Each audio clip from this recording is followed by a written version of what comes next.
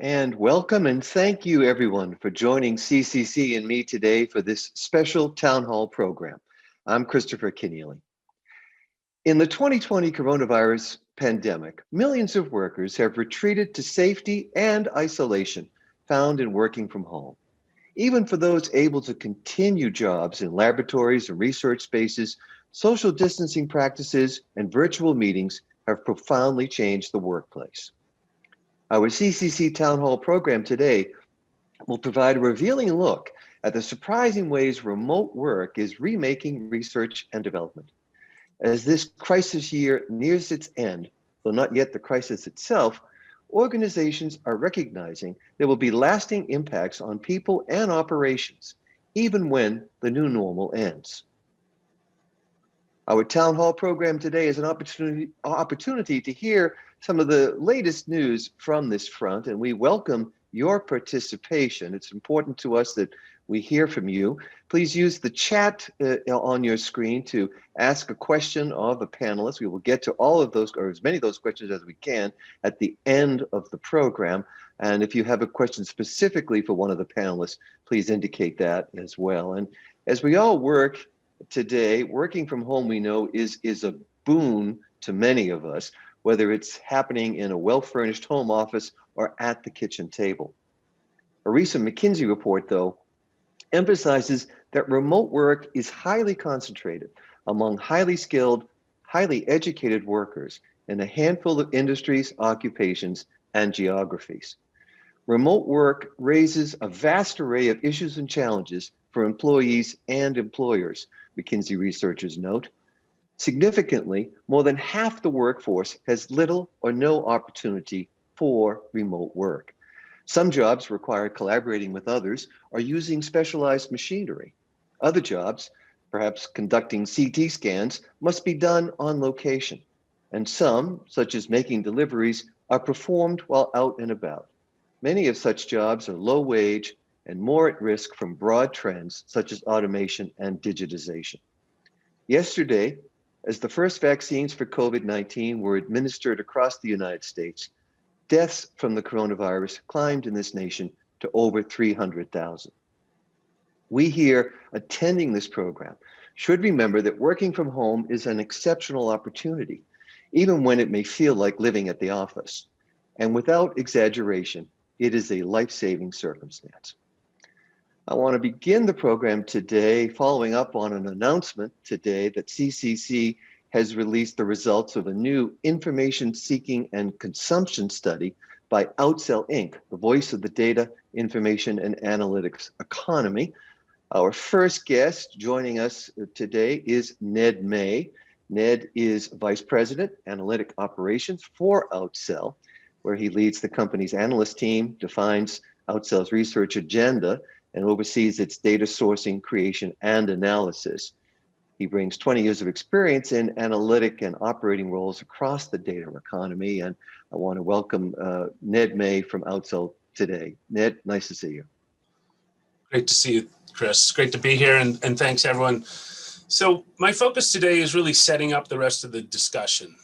We have been conducting these studies of how information sharing is changing for many years in partnership with CCC. And because of that, we have some great data that's pre-pandemic and post-pandemic. And so I'm going to run through some of that. Chris touched on how the work from home environment is different depending on the different industries and the different work you do. And this slide here displays that and touches on that as well. And I think it's important because most of us here are likely knowledge workers that are working from home, and we think everyone is working from home, and that's just not quite the case. That said, if it's possible, it's happening today. And you can go all the way to the bottom of this chart and see that more than a third of those in wholesale and retail, certainly businesses that we don't think of being able to be remote, are working remote today. So we have seen a massive shift. Consulting and professional services, well over 3/4, and you can go through the list. So it's reinforcing what Chris said earlier, just a massive shift to this environment. If it can be done, it's being done today. Next slide, please.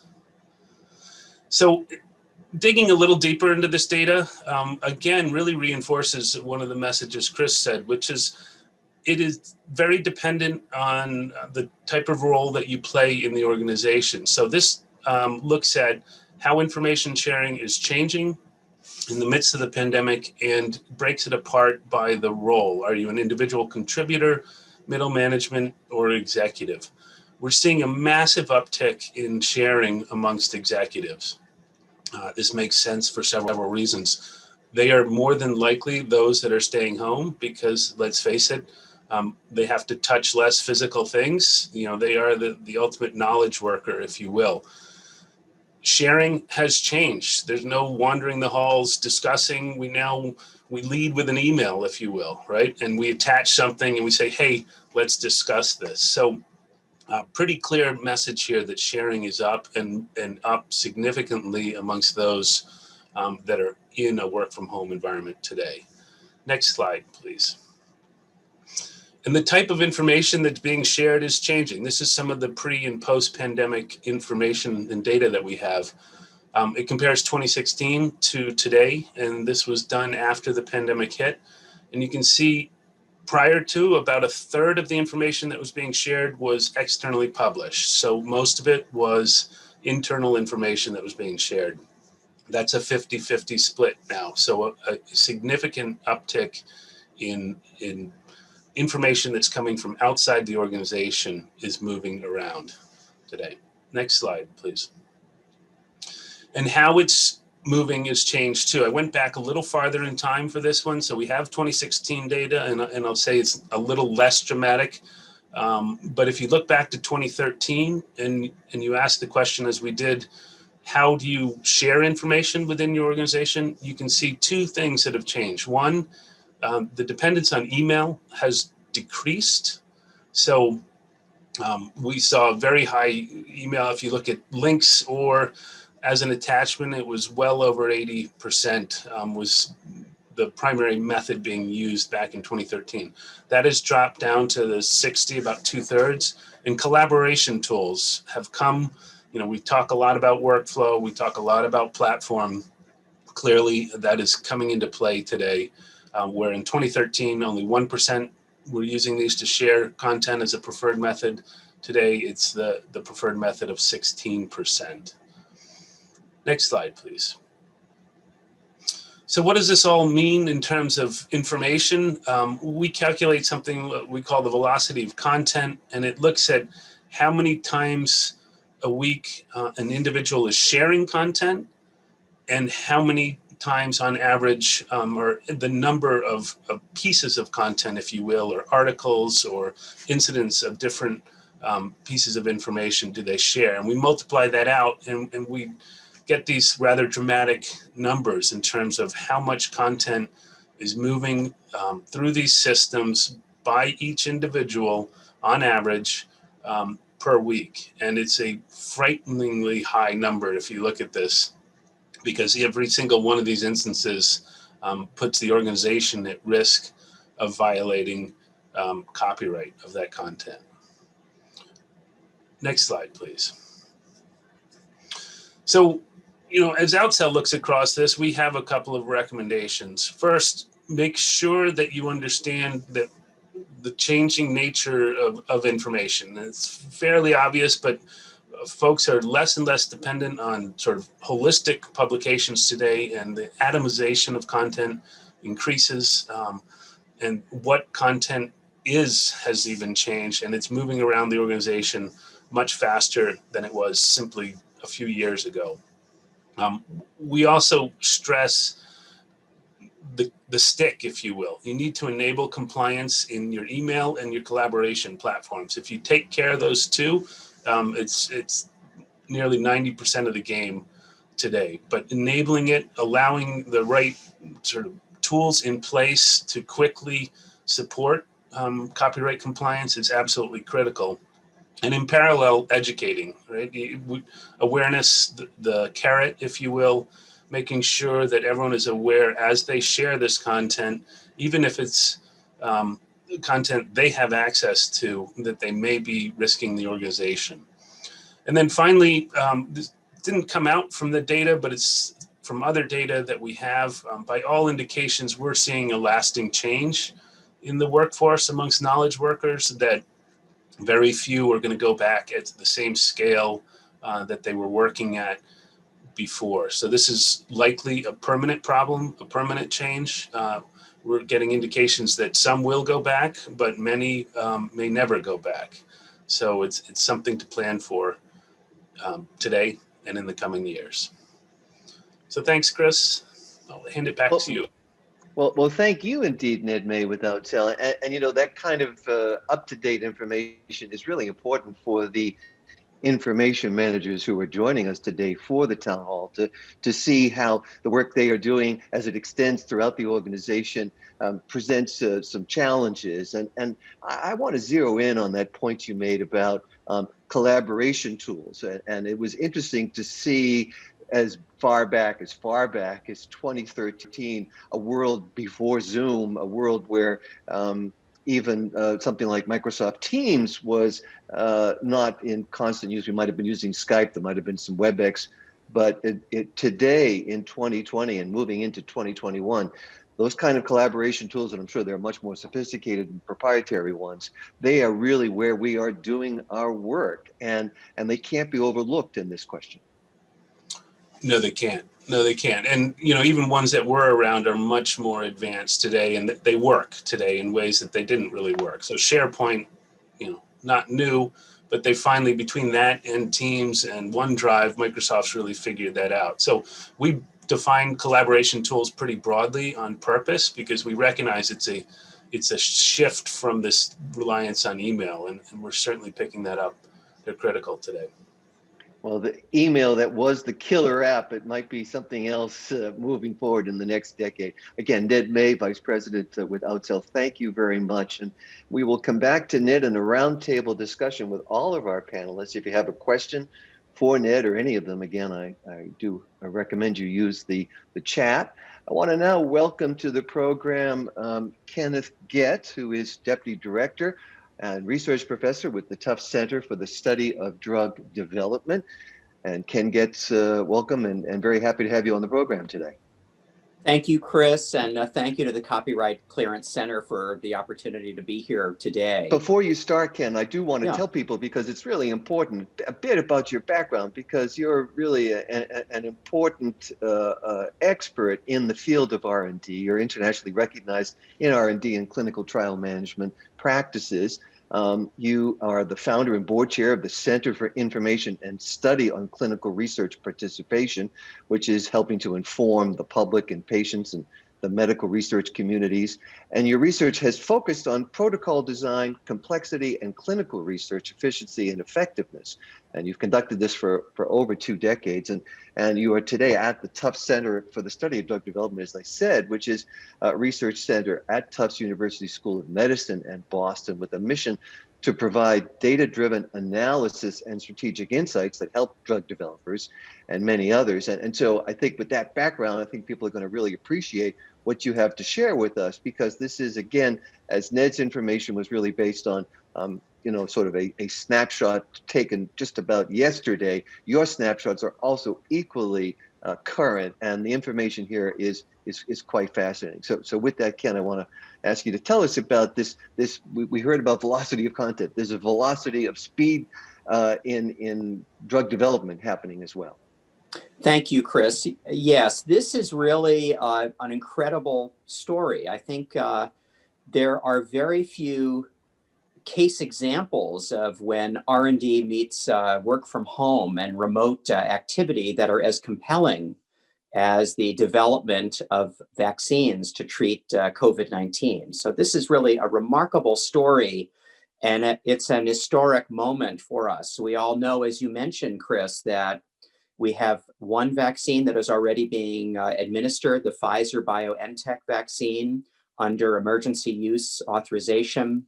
The Moderna vaccine is under review and will likely soon be released within just days. So really a very, very exciting time. And I want to put all of this into context by beginning here. We we study the amount of time that it takes to develop a typical vaccine, and that averages around 7 years. If you take all of the vaccines and treatments that are in clinical testing just for COVID-19 alone, and you look at their protocols, we see an average of around 24 months in total, which represents a 70% acceleration. The Operation Warp Speed vaccines, the ones in real late stage testing, that includes the Pfizer BioNTech vaccine, Moderna, AstraZeneca, and Janssen. These are all really, really large late stage clinical trials. The Pfizer and Moderna vaccines will have been developed within a 10-month period, which is absolutely unprecedented. Any of these vaccines at that 24-month or so average cycle time is truly remarkable. And there's a lot that has been going on here that has supported this acceleration.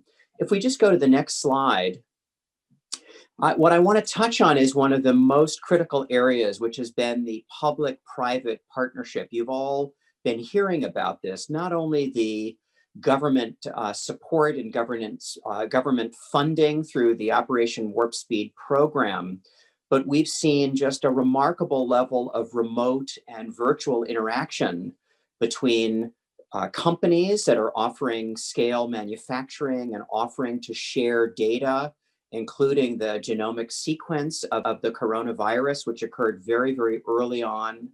But we also see a wide variety of co-development arrangements. And in our experience, we have never seen co-development collaborations in drug development that have been as pronounced and as predominant as we're seeing today. So COVID has really created and facilitated far more open collaboration, and that's become a real critical hallmark of remote and work from home activity. Let's go to the next slide. One area that has been dramatically impacted, even more so than any other, is the place where patients go to participate in a clinical trial. We saw right at the beginning of the pandemic in the United States that the majority of investigative sites had to pivot, had to really change their operating model. About 45% of all trials followed the original protocol, and the remainder were either suspended or they quickly adapted to remote and virtual participation models. And we now see that even among those sites that had to suspend their activity, they've converted to more of a virtual approach as well. And I'll talk about some of the specific virtual approaches in a moment that really, I think, parallel a lot of what Ned was talking about. One key lesson here, I want to focus on the right-hand side. Right after the lockdown, we saw the vast majority of investigative sites, nearly 90%, had to suspend enrollment for a short period of time or indefinitely. Only 11% had had prior experience supporting virtual and remote models, and so they were able to stay open. It really is a lesson in preparedness and anticipating shifts and changes. And we've seen a gradual reopening of the global community of investigative sites that are now able to enroll study volunteers.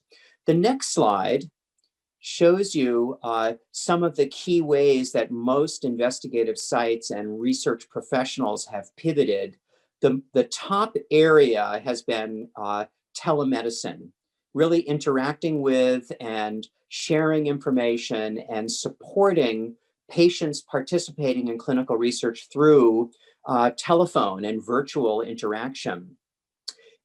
Electronic consent has been another important area, but a lot of the other areas listed here have required much more lead time to set up. They've required dramatically modifying standard operating procedures and actually going back to ethical review boards and regulatory agencies to receive permission to modify the protocol. For example, sending drug supply directly to the patient's home, or having a health professional assist the patient in the comfort of their own home by administering a procedure, or overseeing the patient's use of a particular therapy. So these have taken longer. This was actually measured good 4 or 5 months ago, and we expect that all of these areas, these adaptations will have increased as they support clinical trial activity. The next slide shows you one really critical area. This is remote monitoring. Historically, a field monitor would go to the physical site where data was being collected as part of the clinical trial. And now we've seen a massive shift in remote monitoring and the use of analytical tools to assess data virtually. And that will become a far more common approach, one that has been available for a very long time, but it took the necessity of the pandemic and the shift to virtual models to suddenly kick remote monitoring into a more widely adopted approach. Let's go to the next slide. One of the really interesting issues in my industry has been the shift to remote support and work from home teams that has been largely inwardly focused on great science and research integrity and quality. But we're now really facing the last mile challenge. How do we more outwardly communicate with the public and patient communities to generate trust in drug development activity that is 90% faster than historical experience? We were starting to pick up a shift in public sentiment back in June and July, where we saw a much larger percentage of people conveying their concerns about the safety of clinical trials and also conveying a much higher level of they're not willing to participate in a clinical trial. And this was most pronounced in minority and underrepresented communities, communities where the COVID case numbers and the severity of cases is much higher. McKinsey has recently published a report showing that there are very widespread concerns about vaccination programs. So we see very, very high percentage of the community concerned about the drug development process. Was it too quick? Was it hasty? Have we been able to maintain the integrity of our research studies? And a high percentage, particularly among minority communities, that tell us they're unlikely to be vaccinated. So this last mile challenge and the ability to outwardly communicate and engage the public is a critical issue that the drug development enterprise and public health officials are now facing. So if we go to the last slide, I just also want to close with a couple of key takeaways, because there are many, many valuable lessons in this case example, this exciting historic moment. A lot of these shifts have been driven by the necessity created by a global public health crisis, but we're not prepared as an enterprise to translate many of these shifts and changes into long-term sustainable practice. We have been largely reactive, and certainly one of the most important initial steps is to wage a massive and implement a massive public education and engagement campaign. But if we're to translate the lessons from the short-term pivoting and adjustments, it's really to build the foundation. And as you were saying, Ned, to plan for ongoing remote and work from home approaches that can really sustainably and viably support drug development activity way into the future.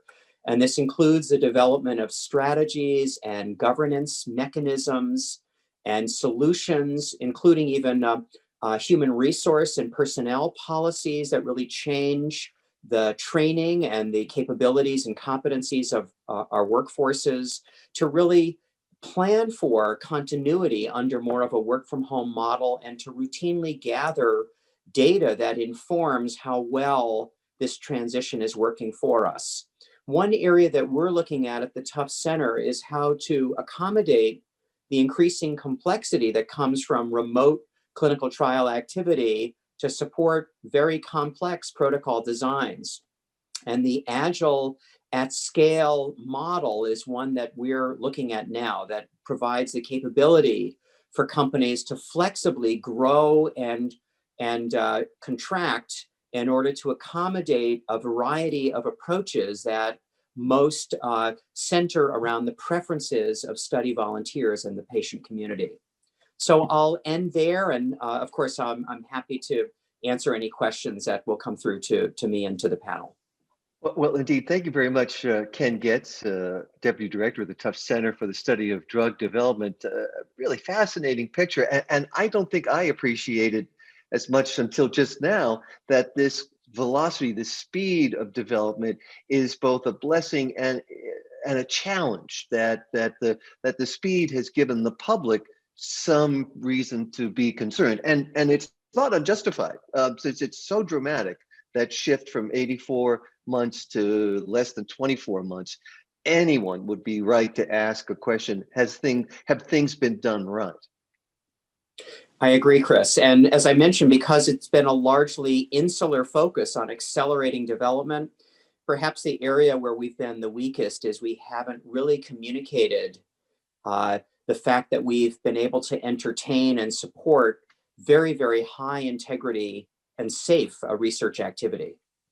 Well, it's really important, I think, to remember too that so research, that what happens in the lab, wherever that lab is, that's critical to drug development. But communication is also essential, and I wonder whether enough people in the drug development field have thought about that before. They're really having to face that head on right now, and I appreciate you raising that point with us. Ken Getz, Deputy Director of the Tufts Center for the Study of Drug Development.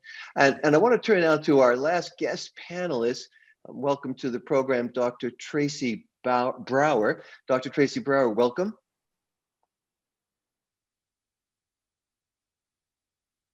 Dr. Brower. Thank you. So glad to be here.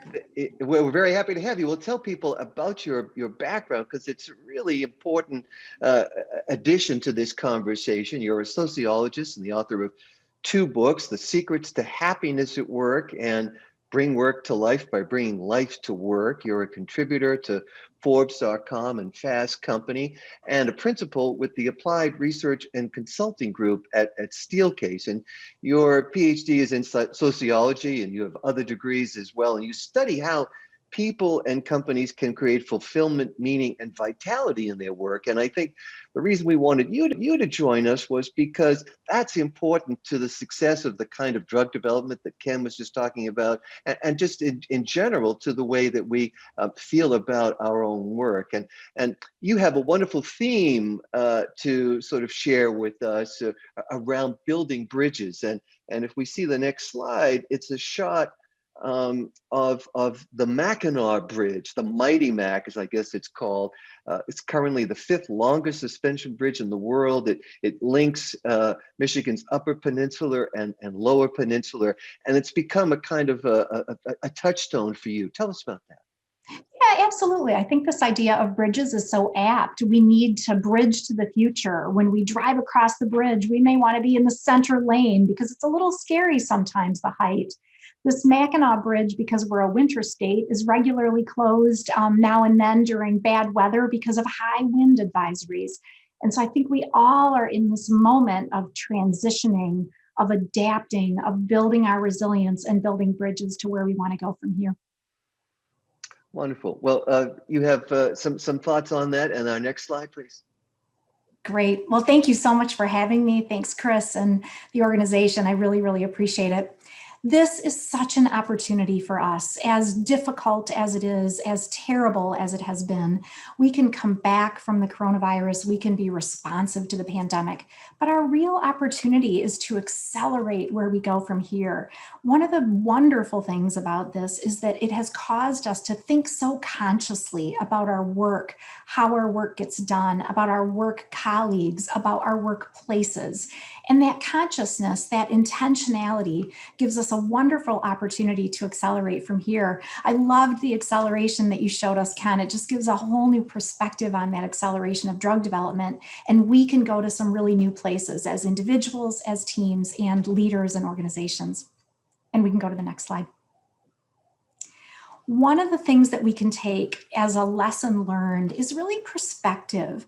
You know, at the same time we've seen greater velocity in information sharing, at the same time we've seen greater velocity in development.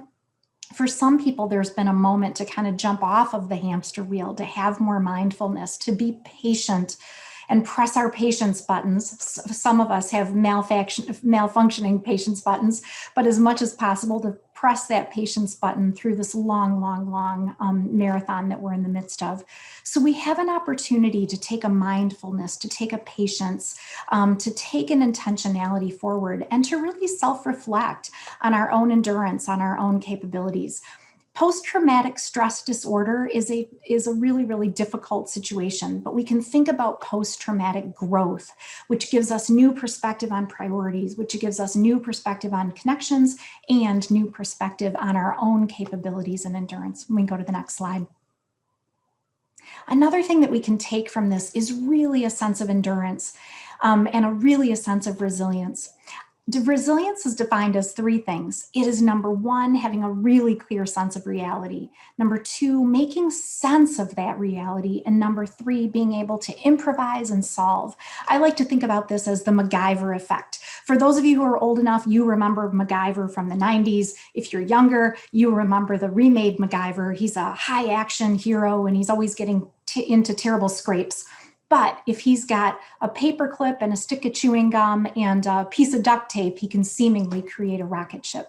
This is what resilience is. When we can kind of go about things in the same way, when we're not limited by new barriers or constraints, we can kind of use our same solutions. But when we are faced with really hard times, we cannot go forward in the same way anymore. And that tends to build resilience, and it tends to build this idea of improvisation and problem solving in new ways. And we can go to the next slide. Another thing that we take is our own response. We can be so innovative. We can be so creative. And fascinatingly, we've had so many essentials in this process. The essential of research, the essential of knowledge management, the essential of knowledge work, which has helped us with velocity. That new creativity, that new opportunity to innovate is a very big deal. It's about analysis, taking things apart. It's also about synthesis, putting things together in new ways. And technology is a critical part of that. Our work is braided. We do focused work. We do collaborative work. We braid between our tasks, between individual and collaborative work. And technology is a critical part of that as well. One of the things we know about how technology will take us forward is that our learning about technology, our comfort with technology, and our acceptability with technology has increased. It's not that all the new technologies on the horizon haven't been there before. It's that we have new levels of openness to them, and that can take us forward in some really new ways. And we can go to the next slide. The other thing that we can learn and take forward is all about community. So often we appreciate things for their absence and we are missing our people. Connections are critical. When we are connected face to face, we get a hit of oxytocin, which is the feel-good chemical. When we are connected face to face, it tamps down that oxytocin release, adrenocorticotropin, and it tamps down cortisol and adrenaline. Very good things if we're running from a saber-toothed tiger, but not so much when they're chronic. We need other people for our physical, for our mental, and for our emotional health. We can be gratitude, we can be gracious, we can have lots of gratitude, and we can really think about holistic well-being, physical, emotional, and cognitive. And we can go to the next slide. How do we get through? If those are the lessons learned and the things we take forward, what do we do from here? At an individual level, we can have a mindset where we're validating the difficulty we've been through. We can keep that end in mind and know there is a light at the end of the tunnel. We can look to support other people and ask for support when we need it. We can really do self-care and self-reflection and remember our own endurance. Sometimes routine can actually be helpful as we endure over time and create routines that help us with that pattern. And we can go to the next slide. And finally, we can take action. I think sometimes when we go through really hard times, we can press a pause button, we can step back, we can retract. And really, there's an opportunity to keep going, to keep learning, to put our toes in the water, and we can learn incrementally, which sends important messages to ourselves and validates our capabilities. It also sends important messages to our shareholders, to our stakeholders, to our customers, and it sets us up for more success and future learning. So it's been dark times, but we can accelerate, we can take speed and velocity, we can use information sharing and really take a lesson from some of the amazing development work and move forward in a really positive way. Well, thank you, Dr. Tracy Brower. I really enjoyed that, and I think it's so important in the midst of this discussion around such an essential type of work as drug development and research, that we remember the importance of human empathy.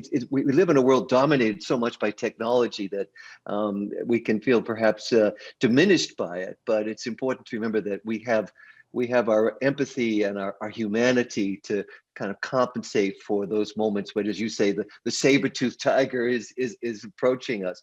And you called to my attention some recent research that looked at the impact in the work from home environment as it relates to artificial intelligence and machine learning. And this is part of an ongoing process as well that's changing work. And perhaps you have some thoughts about the change that AI is bringing to the kinds of work we do. Yeah, I think this is really interesting. And your point about empathy is exactly the key. We have so much need to infuse empathy. That is the human component that AI cannot replace for us. And I love to think about AI not just as artificial intelligence, but augmented intelligence. AI is about coming alongside the uniquenesses of what we bring as humans and doing potentially more of the rote, more of the routine, more of the work that is routinized. And that gives us an opportunity to raise our purpose, to raise our value, and to think about how we bring those connections, how we really bring an opportunity to think in a more sophisticated way, in a way that brings in nuance. That is part of what we do uniquely as humans, is we can weigh nuances and we can think about those vital social connections in decision-making and in the way we get our work done. All right. Well, Dr. Tracy Brower, again, thank you so much. And it's those kind of connections and connecting the dots that we're trying to do here with this town hall program and others like it. And some part of that is connecting what you've been talking about, Dr. Brower, and what Ned May from Outsell and Dr. Ken Getz from Tufts have been talking about, to the work that we do at CCC. And I want to turn to two colleagues of mine at Copyright Clearance Center. First, I want to introduce and bring on board to our town hall today, Keri Mattaliano. Keri is Director of Corporate Solutions at CCC. Keri, welcome. Hi, thanks for inviting me, Chris.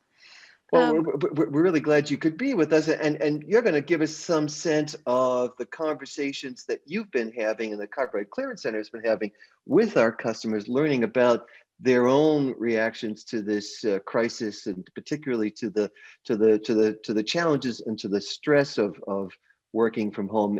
And recently there was an opportunity to do that in a really focused and concentrated way at our 7th annual Right Find Roundtable. So tell us about that.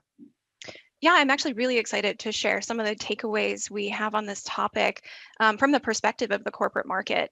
As part of CCC's work to solve content workflow challenges for R&D intensive organizations, my colleagues and I are in touch regularly with information professionals and knowledge workers from the smallest emerging biotechs all the way up to the largest global organizations across multiple industries. And from the beginning of the pandemic, we've been working with our clients to really understand and handle the unexpected challenges they were facing. And so, as you mentioned, we recently held a virtual Right Find Roundtable where 30 of our corporate software clients from the US and Europe came together to discuss emerging information management trends and share their unique perspectives with their industry peers. And then finally, of course, helping us provide a direction for the future of CCC's corporate products to help them in the future. And actually, just last week, we hosted a webinar moderated by Mary Ellen Bates called Information Management in 2020 and Beyond, Lessons Learned and Strategies for Thriving in 2021, where she interviewed information professionals about their key takeaways from this strange year of working from home. And a lot of what we learned over the last year, I think really mirrors what we heard from our speakers today. So as we reflect over what we learned since the beginning of the pandemic, I think we definitely saw that information professionals are essential to R&D efforts. Research doesn't stop due to a global pandemic, quite the opposite, as Kenneth showed us earlier. But we learned firsthand through our managed knowledge services staff early in the pandemic that some information professionals were being classified as essential workers. CCC provides highly skilled information professionals to work on site, performing information management tasks for R&D intensive organizations. And 50% of our information professionals have been on site at those organizations since the beginning of the pandemic, while non-essential employees at those organizations worked from home. Essential processes like drug manufacturing and production really required workers to be on site, and our staff were considered part of that essential solution, overseeing drug production and processing documentation, as well as adapting to changing regulatory needs and policies as they came up. And I think that actually demonstrates what Ned May showed us about the percentage of life sciences workers and the roles able to work from home during a pandemic like this. But meanwhile, the majority of information professionals we found shifted to a fully remote model immediately and had to ensure information resources were available globally to a remote workforce of researchers, many of whom suddenly had a lot more time to devote to text-based research since they were no longer on site in the lab. In fact, we saw an increase in how much content was being accessed by our corporate clients overall, especially at the beginning months of work from home orders. So information managers and information professionals really had to learn that communication is key in a work from home paradigm. And information centers needed to provide tools and resources to keep communication, collaboration, and information sharing easy and open in a remote environment. And I think they really demonstrated that resilience and creativity that Dr. Brower mentioned earlier. Many information managers we spoke with really used this time wisely, working from home, to demonstrate the value of the information center internally within their organization. And we found that they were building relationships with internal business partners and coordinating trainings for the various tools and resources provided by the information center, even copyright training to their users while working from home because they had a little bit more time. And this helped develop new relationships and key stakeholders around the organization for the Information Center, while helping to get the most out of the organization's content investments and discovering emerging information needs from their researchers that they didn't necessarily know about before the pandemic. One that I wanted to highlight, one of those emerging information needs, I think was really the growing importance of early research, like preprints and conference materials to researchers. Preprints especially have become of much more interest since the pandemic, as both publishing to preprint servers and consumption of preprints has increased exponentially due to COVID research. There's still a lot of open questions, I would say, from information professionals in the corporate market about how to interact with non-peer-reviewed content, not yet or possibly not ever published in a traditional journal. But COVID has definitely shown a light on this content and demonstrated a desire from researchers to interact with it in the future. And speaking of the future, the final takeaway I'll share today from the corporate market is more about how this time has changed what information professionals and R&D organizations want from tools going forward. Researchers are overwhelmed with the amount of content being published daily, which we all know, and they are demanding one software that can handle their entire content workflow while also helping to analyze the information and extract key insights, ultimately saving them valuable time and energy. So information professionals are responding to those demands by looking at modern tools to make information more discoverable and digestible, including looking at knowledge graphs, artificial intelligence and machine learning, text mining and semantic technologies, and even voice search to get started. And to echo something I heard Kenneth say earlier, these technologies have been around for a while, but they're growing in use and effectiveness, and it really took the pandemic to push their demand forward. And with that, Chris, I'll hand it back to you in case anyone has any questions. Well, indeed. Well, thank you, Keri Mattaliano with Copyright Clearance, and I really appreciate that. It's again a really up-to-date picture of the role that information managers have in this very special environment. And I want to ask for another colleague of Copyright Clearance to join me as well, Emily Delkey. She's Director of Rights Holder Relations and Global Alliances with CCC. And Emily, welcome to the program. Thank you, Chris. It would have been a time this fall for you and for your colleagues in our rights holder relations team to meet with everyone at the Frankfurt Book Fair and at other events of the same sort.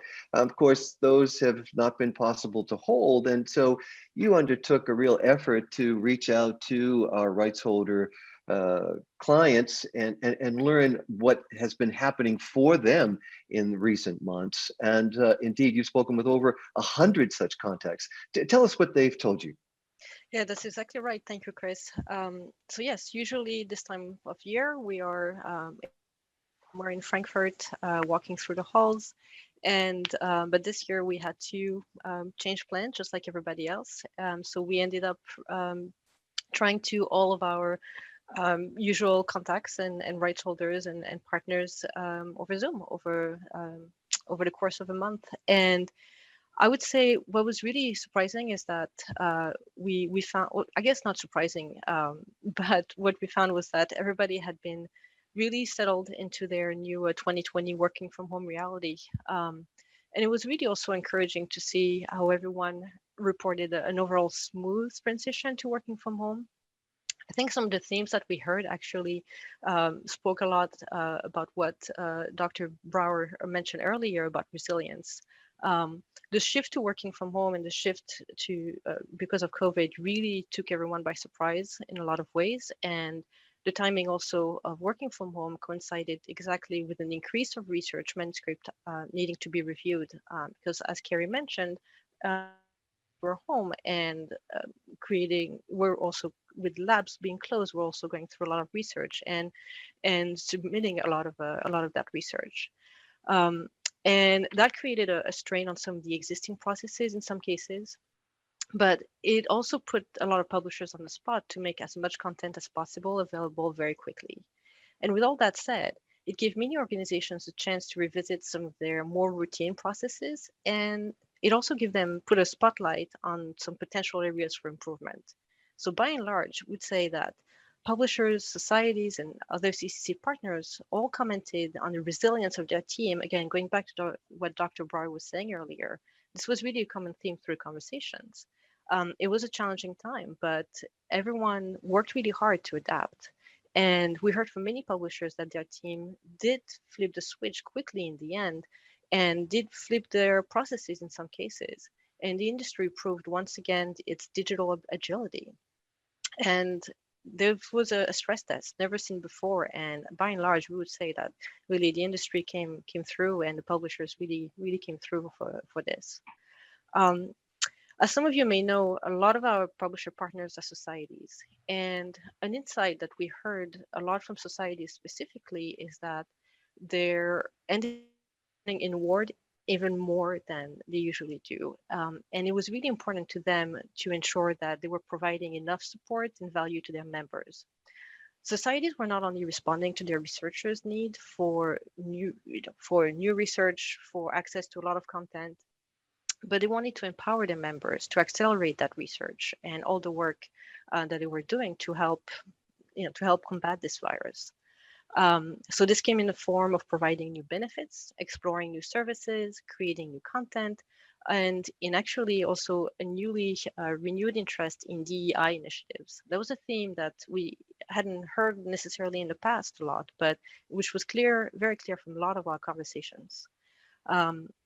Then there's also obviously the events so many events were canceled. And so the lack of being able to engage with members in person through those mission critical events, both large and small, triggered a boost of innovative approaches for the societies who, like many others, just wanted to be there for their fellow members and at every career level. So all in all, I think what we learned in this very unexpected way, Zoom networking, as I like to call it with affection, give us all a chance to connect with each other on an almost more human level. Because we all got to share our crazy kids' bedrooms, our kids laughing in the background, pets welcoming the delivery truck, and my favorite, oh, you're on mute moment. I think we all try to make the best of it. And I think we'll end up looking back on 2020 with a big smile of satisfaction that a lot of good and a lot of productive good came out of of our industry in this year, and a lot of collaboration as well. And just to finish, I just this morning happened to see a post on the Scholarly Kitchen, the SSP blog. The timing was not was complete coincidence, but Roger Schoenfeld and Laura Brown talk about the state of nonprofit publishing today. I happen to serve on the board of SSP, so I'm a little bit biased with the endorsement, but that said, it's an excellent post, which ties in with some of the themes that we've been discussing today. So I do highly recommend it. Well, indeed, I have read that piece as well, Emily, and it is very much in parallel with your points and with what we've been hearing throughout our town hall today. And it would be something I think many in our audience would enjoy having a look at as further data for this discussion. That's on the Scholarly Kitchen blog from SSP. So thank you, Emily Delke. And it's at this point in the program that I want to turn to everyone in our audience to ask them to join with us in the discussion, bring back all of our participants and try to add to what we've already heard. And there's some questions I have myself, so I'm looking forward to trying to get a few of those in. But here's one that we have from Teresa, who identifies herself as working as an information manager in pharma, and also is a professor, is on the faculty of a university. And she's speaking about tools, and we've been hearing about the kinds of tools that Ken Getz was telling us about that are making the remote clinical trials possible, the kinds of tools that Ned May was describing as well that help information sharing to take place, and Dr. Tracy Brower about the mental tools that we all need. So this is an important point. But what Teresa was asking about was the question of, and this is, I think, probably an eternal question, do we need more tools or do we need to put more attention to the way we are using them, to organizing, planning, and mapping information inside organizations? And maybe Ned, I'd start with you about that. It's a terrific point. Is it really more tools or using them in better, more efficient, more effective ways? Yeah, I think it's definitely the latter, Chris, although if you talk to the technologists, it's always about the new and the latest tools, right? But it is, I think when you step back, it's people, process, and technology. And in terms of the tools, the technology has to be right for the moment. And I think the moment has changed a bit. So, you know, in this work from home environment, there's some new things that we need.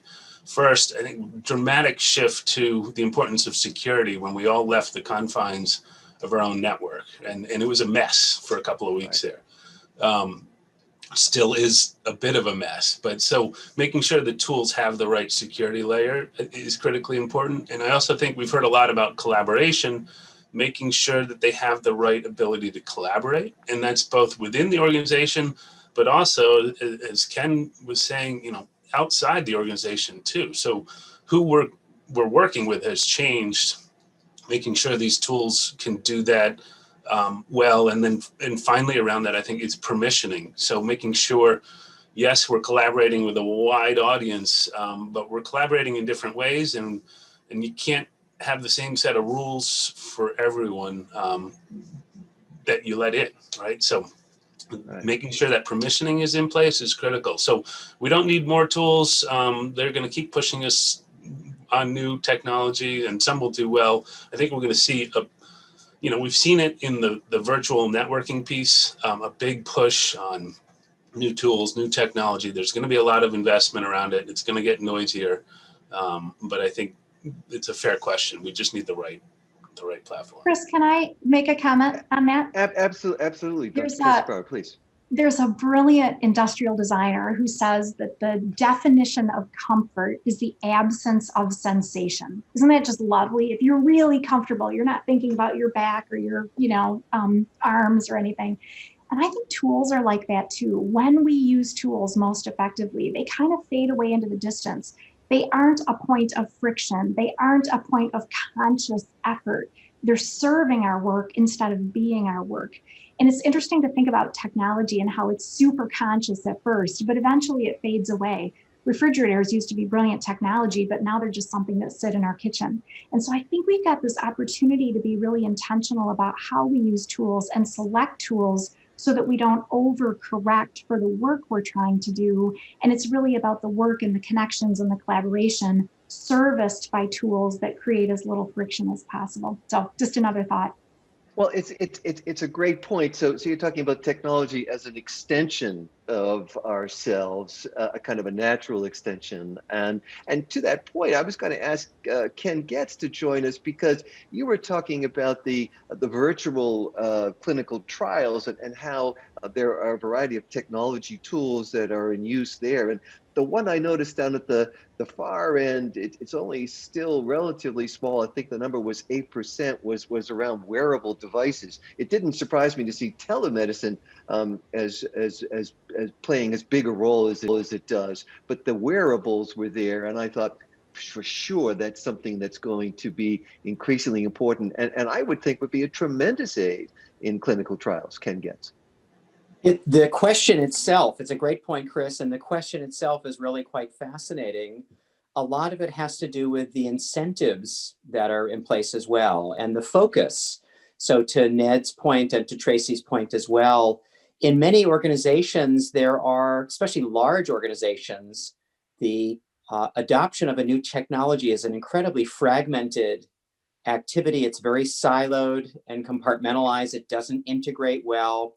And often these are personnel who are incented to find the latest and the greatest and try to introduce it under more of a pilot model to the organization. But during the pandemic, suddenly there's remarkable focus on a singular mission that the entire organization can get around. And suddenly technology, Tracy, to your point, suddenly the technology that's used is the technology where there's familiarity, there's a comfort level.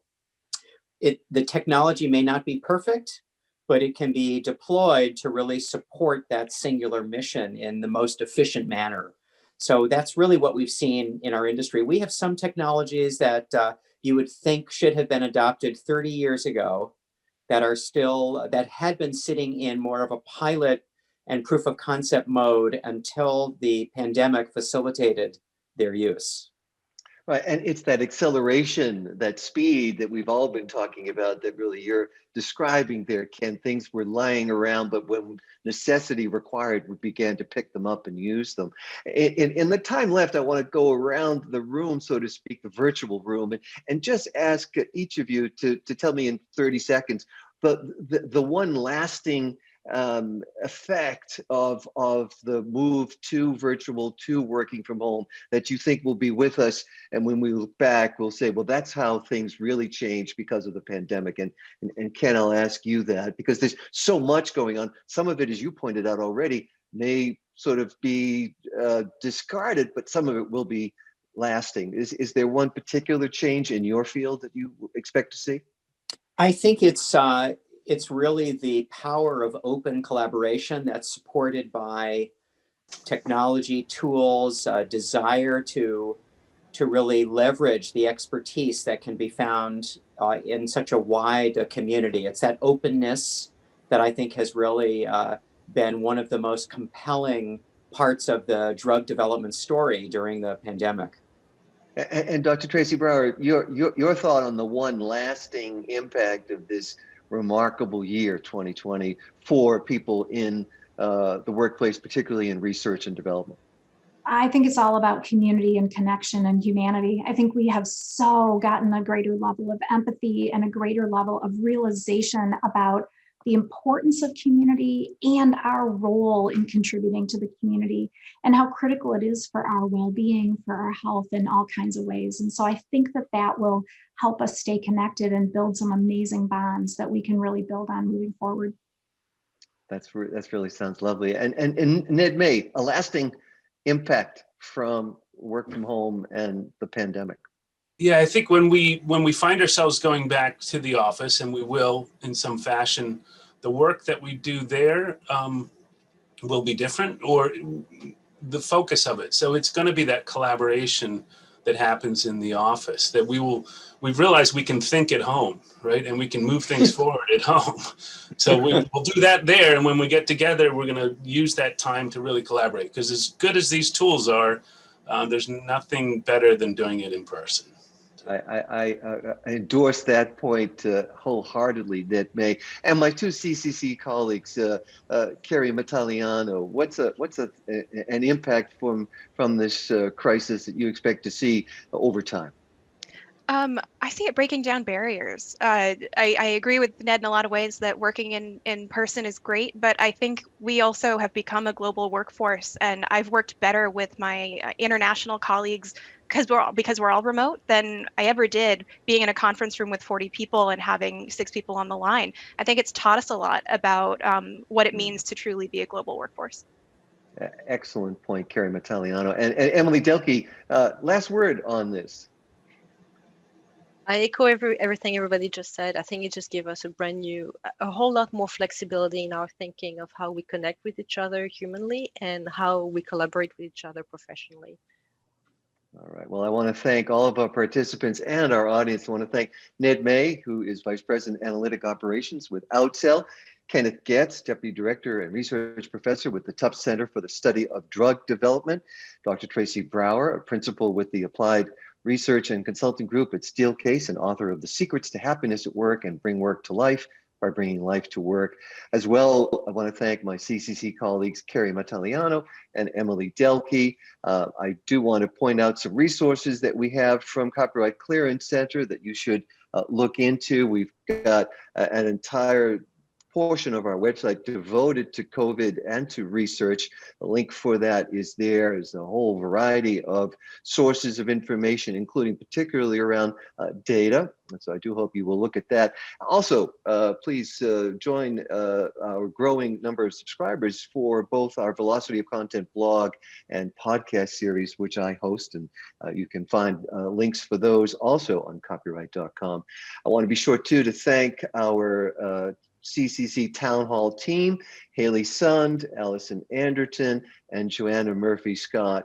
For all of us at Copyright Clearance Center, for all of our panel, thank you so much for joining us today for our Town Hall when R&D meets WFH.